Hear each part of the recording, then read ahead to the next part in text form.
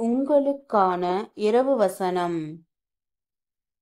விசுவாசமானது நம்பப்படுகிறவைகளின் உறுதியும் காணப்படாதவைகளின் நிச்சயமுமாயிருக்கிறது.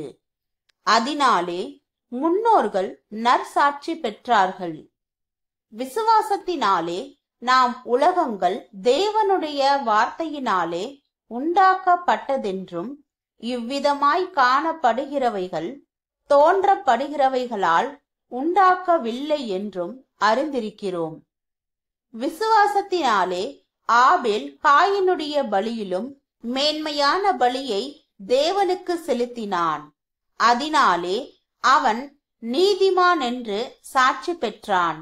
அவனுடைய காணிக்கைகளை குறித்து தேவனே சாட்சி கொடுத்தார்.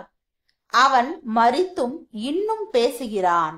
எபிரேயர் 11வது அதிகாரம் வசனம் 1 முதல் 4 வரை.